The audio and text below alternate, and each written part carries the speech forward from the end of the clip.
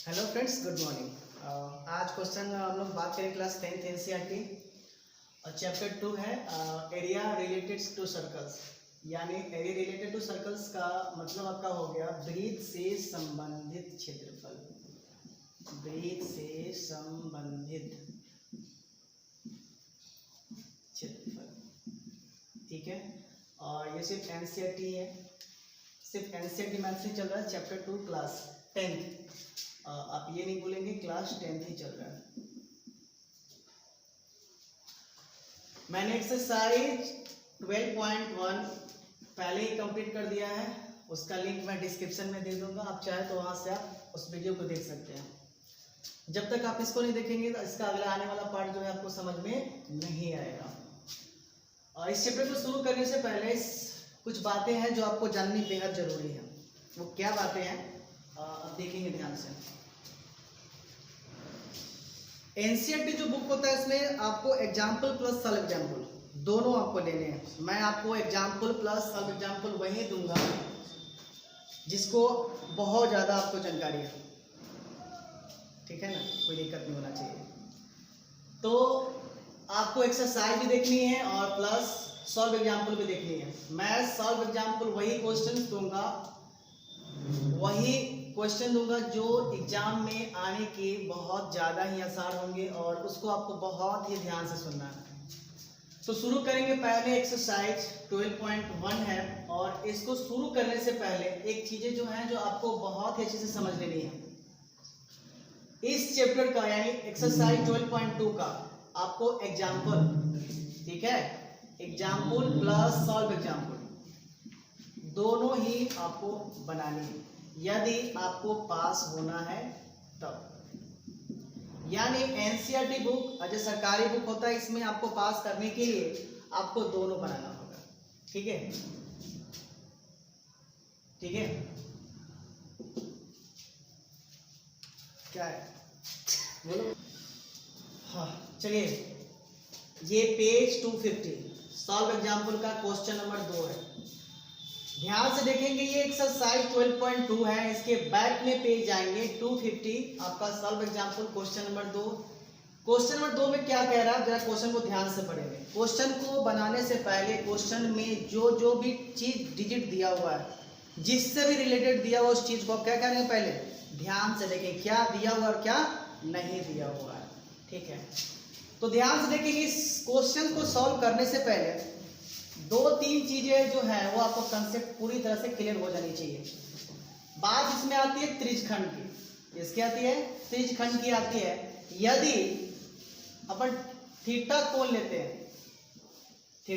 लेते हैं और वृत्त की त्रिज्या अगर आर रहे, वृत्त की त्रिज्या अगर क्या रहे आर रहे, यहाँ थीटा मैंने कोण लिया और त्रिज्या क्या लिया आर, तो इससे जो त्रिज्यखंड का जो क्षेत्रफल निकलेगा, त्रिज्यखंड का क्षेत्रफल निकलेगा वो क्या होगा, ध्यान से देखेंगे, थीटा अपॉन 360 यानी कि 360 into pi R square, where R is a radius of a circle and theta आपका एंगल हो जाएगा। तो यहाँ का जब थीटा रहेगा, कोण और वृत्त की त्रिज्या आर रहेगी, तो त्रिज्यखंड का क्षेत्रफल जो होगा वो theta upon 360 degree into pi R square रहेगा, ओके। एंड अब बात करते हैं संगत दीर्घ त्रिज्यखंड की क्षेत्रफल, तो वो कैसे निकालेंगे जरा ध्यान से देखेंगे। लेट सपोज अगर मैं एक सर्कल ड्रॉ कर रहा हूं, अब ध्यान से पहले इस फिगर को देखें। इसको मैंने पी सर्कल लिया, चलो पी नहीं, जनरली लोग वही लेते हैं तो आप वही ले लो। ध्यान से देखो, यहां से कह रहा है कि त्रिज्या 4 सेंटीमीटर वाले वृत्त का त्रिज्यखंड का क्षेत्रफल ज्ञात करना है। यानी हमारे पास जो त्रिज्या है, रेडियस जो है, ध्यान से देखेंगे, अगर सर्कल से एक यहां ध्यान से देखेंगे, इस साइड एंड दिस साइड, ये दो रेडियस हो गया। अगर वृत्त के केंद्र से परिधि पर कोई भी रेखा खींचेंगे वो क्या कहलाती है, त्रिज्या कहलाती है।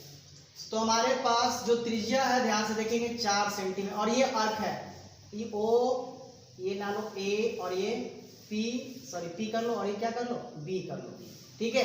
ये अर्क है, ध्यान से देखेंगे, ये अर्क, यानी ये आपका ध्यान से देखेंगे एक चाप है, क्या है चाप है। ध्यान से देखें, यहाँ हमारे पास एंगल जो है वो ऑलरेडी दी हुई है 30 डिग्री है, ठीक है।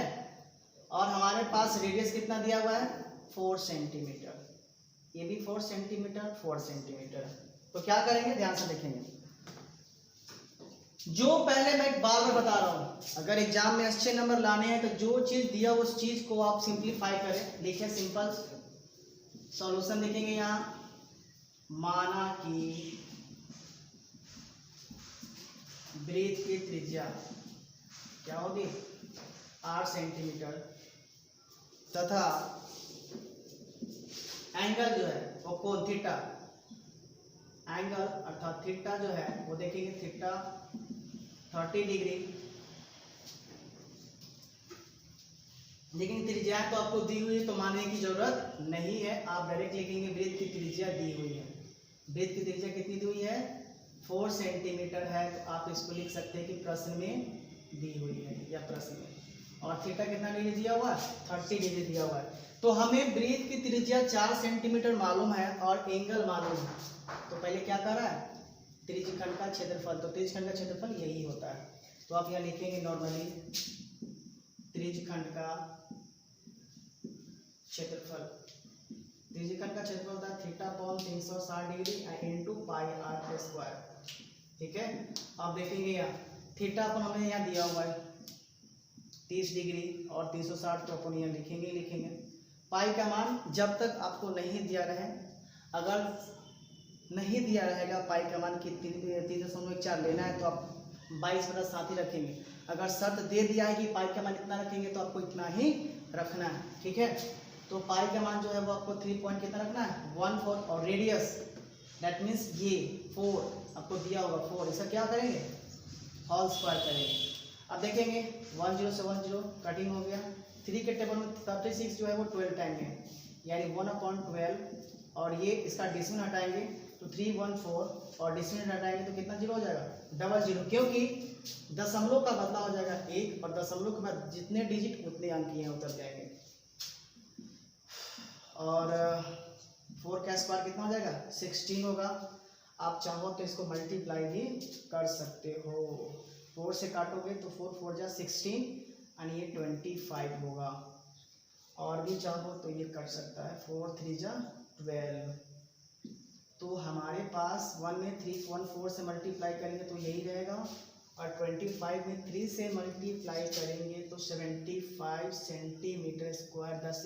This is the area of like त्रिज्यखंड का जो क्षेत्रफल निकला आपको ये हो गया। अब चाहे तो यहाँ से आप डिवाइड कर सकते हैं, भाग करेंगे तो भाग करने के लिए आप नॉर्मली भाग कर सकते हैं 3.14 है। तो अब क्या करेंगे इसको भाग करें 5 का 28 7 5 35 5 का 20 5 का 28 2 30, ये कर देगा 14 डिसमिल और 0 होगा यहाँ 75 गुना 150 होगा यानी 1 टाइम और ये 10 5 गया, ये हो गया 3 13 से 7 गया 6 और फिर डेसिमल जाएगा तो 7 6 42 7 7 7 8 56 7 9 63 7 8 56। आई थिंक आपके पास जो आएगा काट उठ के वो 4.18 सेंटीमीटर स्क्वायर आपका आएगा। ये क्या ये आएगा आपका त्रिज्यखंड का क्षेत्रफल आएगा, ठीक है। चलिए तो अब हमने त्रिज्यखंड OAPB का क्षेत्रफल निकाला, इतना निकला। ध्यान रहे अगर दशमलव से पहले अगर आपका एक्यूरेट आंसर है, दशमलव से पहले मिल गया तो आप दशमलव के बाद जो भी डिजिट आते हैं उसको आप इग्नोर करके चलें, उसकी कोई वैल्यू नहीं होती है। अब हमने तो त्रिज्यखंड का क्षेत्रफल निकाल लिया, हमें निकालनी है कि साथ ही संगत दीर्घ त्रिज्यखंड का क्षेत्रफल निकालना है। नाव चलेंगे अब संगत दीर्घ त्रिज्यखंड का जो क्षेत्रफल हमें निकालनी है वो किसके इक्वल होता है। देखो संगत दीर्घ यानी अब टोटल निकालना है। पहले तो ये लघु का निकला था, ये लघु वृत्तखंड का क्षेत्रफल है। आप इसको त्रिज्यखंड का क्षेत्रफल कहो या फिर लघु वृत्तखंड का क्षेत्रफल कहो वो इक्वल ही होता है। अब हमको पूरा वृत्त का क्षेत्रफल निकाला था। पूरा वृत्त में देखो ध्यान से, पूरा में पहले क्या आता है वृत्त आता है ना, इसी पूरा वृत्त है ना, एक सर्कल है। यानी हमको संगत दीर्घ त्रिज्यखंड का क्षेत्रफल निकालने के लिए पूरे वृत्त के क्षेत्रफल में से ये क्षेत्रफल को माइनस करना होगा। समझ में आया? जैसे ये आप इसको कह सकते हो लघु वृत्तखंड का क्षेत्रफल, जिसको मैंने त्रिज्यखंड का क्षेत्रफल कहा था, आप उसको क्या कह सकते हो? लघु वृत्तखंड का क्षेत्रफल बोल सकते हो। लेकिन हमें निकालनी क्या है? संगत दीर्घ त्रिज्यखंड का क्षेत्रफल। तो संगत दीर्घ त्रिज्यखंड का क्षेत्रफल निकालने के लिए हमें पूरे वृत्त के क्षेत्रफल में से ये पूरा क्या, ये पूरा वृत्त के क्षेत्रफल में से ये क्षेत्रफल कथी करना होगा? माइनस, घटाना होगा, तब जाके पूरा का निकलेगा। ठीक है, तो देखेंगे ध्यान से, संगत दीर्घ त्रिज्यखंड का क्षेत्रफल में से किसका क्षेत्रफल घटाएंगे हो? वृत्त का क्षेत्रफल, और घटाओ जो अभी मैंने निकाला है उसका क्षेत्रफल। ओ ए पी बी का त्रिज्यखंड ओ ए पी में लिख लेना, त्रिज्यखंड ओ ए पी बी का क्षेत्रफल। क्या समझिए आप? संगत दीर्घ त्रिज्यखंड का क्षेत्रफल निकालने के लिए वृत्त के क्षेत्रफल में से इस क्षेत्रफल को क्या करना होगा? माइनस करना होगा। तो आप अच्छी तरह से जानते हो कि वृत्त का क्षेत्रफल क्या होता है? सब जानता है, पाई आर स्क्वायर होता है। और मैंने अभी त्रिज्यखंड का क्षेत्रफल निकाला था, ये वाला। ठीक है, इसको यहाँ पर क्या करेंगे आप?